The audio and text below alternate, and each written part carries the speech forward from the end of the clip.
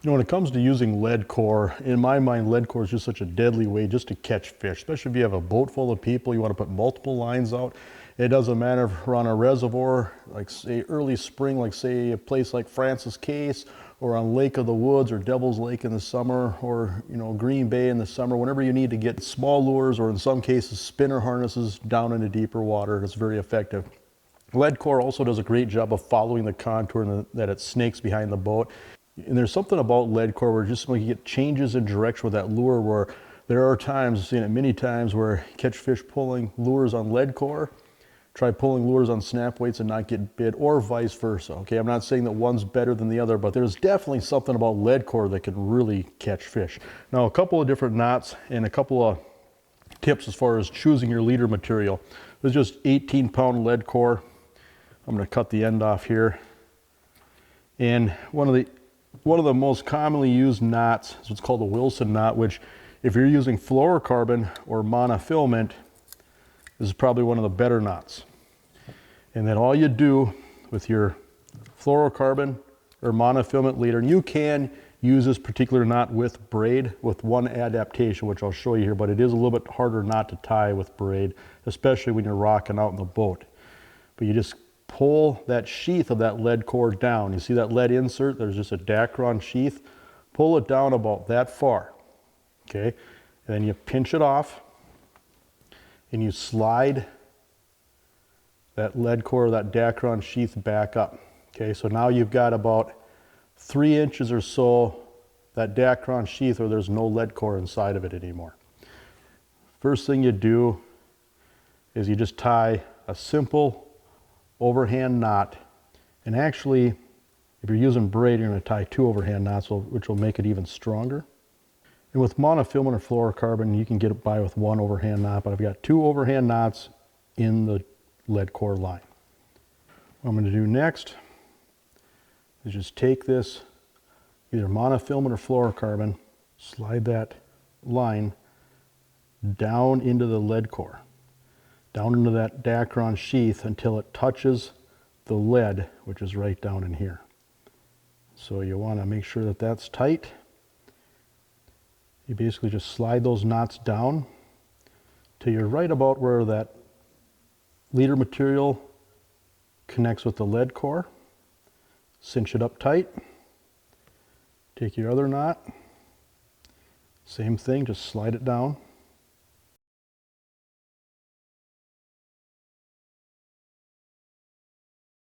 Try to get it butted up to the other knot as close as you can. And that's your knot. That's just a great overall knot for lead core, especially with mono or fluorocarbon, although it does work with braid. But what I find is getting 10-pound braid to slide through that Dacron sheath can be a little tricky, especially if you're rocking out in the boat. And so this is a great overall knot, but I'm going to show you a couple other knots that work really well, particularly if you're using braided line. This can be a really good knot for braided line. Again, you snip off the lead just so it's easier to tie the knot.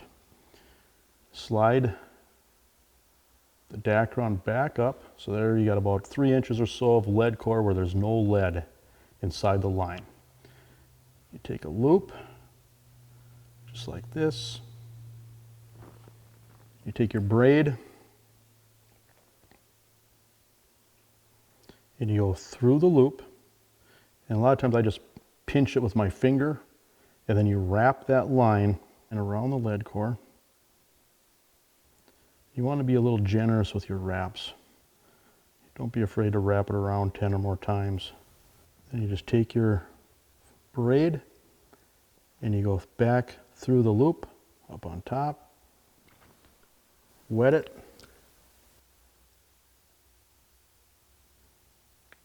just like that. Then you trim off your tag ends. You see here, that's a little bit bigger knot, but it's just a little bit easier knot to tie with braid, especially when you're out in the boat. All right, so one final knot that works really great really with anything, but it's probably one of the easier knots to tie with braid. It's just a double uni knot where, again, I'm just pinching off about 6 inches of the lead core. I'm just using that Dacron sheath to tie the knot with. And basically, I'm just taking my leader material, which is just 10-pound fire line. I'm just bending it over, just like that. Then I'm wrapping it about 6 times.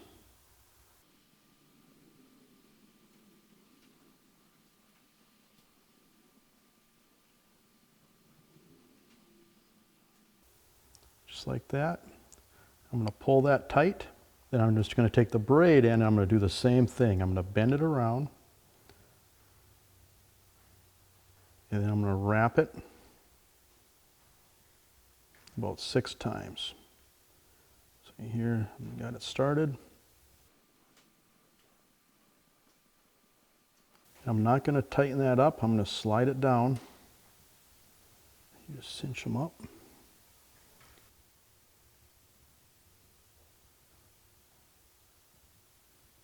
And that's your double uni knot. And that'll reel through your guides and reel very well as well. We're just going to cut off the tag ends here. But again, a lot of times when you're in the boat, you know, either that Albright knot or that double uni knot might be a little bit easier to tie when you're on the water. And again, very strong connection from lead core to braid. Now, when it comes to leader length, when it comes to material, as far as what type of leader to use, it can really vary from fishery to fishery. If you're on the Great Lakes, for example, if you're anywhere where there's zebra mussels, typically we're using a lot longer leaders and we're using fluorocarbon leaders. And so Green Bay, for example, you might be using, say, a 20 to 30 foot leader, sometimes more, okay? Lake of the Woods, Devil's Lake, place where the water is staying, we're using braided leaders, we're using a lot shorter leaders. Now what I like to do is just use my arm length as a measuring tool. Now most people are going to have about a 6-foot wingspan. Typically your arm length, your wingspan is about your height, okay? Take that into consideration. There's no magic exact amount of leader material that you have to have. The biggest thing is you want consistency, where you want everything the exact same. And so what I find is when I'm in the boat, my wingspan is just easy to keep everything consistent. So inland water, if I'm using braided line, for example, I might just do 2 arm lengths or 3 arm lengths. 2 arm lengths is going to put me about 12 feet. 3 arm lengths is going to put me about 18 feet. If I'm on, say, Green Bay or Lake Erie or somewhere where the water is really clear, even Mille Lacs, as clear as that can be, you know, it might go 5 arm lengths. And so again, just an easy way to measure. And again, when you're on clear water, definitely use the fluorocarbon leaders. If you're on stained water, use braid. And the reason that braid is preferred in stained water is it gives you a phenomenal detection as far as seeing how the lure is working and seeing if you're fouled up, if you're dragging anything. You just see the vibration of the lure so much better with braid. So I use braid whenever I can, but I'm telling you, if you're in really clear water, especially with their zebra mussels, the days of catching fish with straight braid, those days are long gone. And so fluorocarbon, longer leader in clear water, braid, shorter leader where there's stained water. But regardless of where you fish, lead core can be a phenomenal tool for catching fish. One and final tip is if you're just dragging lures behind the boat, I'm spooling up large reels with 10 colors of lead core. I can fish that down to 40 feet or beyond if I want to.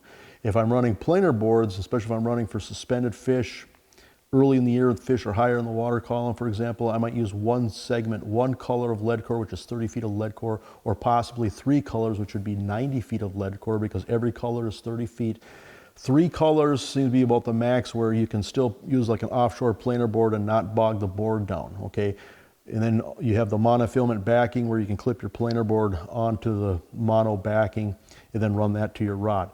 So there is a little bit of variation as far as how much lead core to spool up on a reel. If you're contour trolling, fishing deep water, you're going to want to run the full spool of lead core. If you're running a lot of suspended fish, running planer boards, 1 to 3 colors of lead core, depending on how deep you plan on fishing.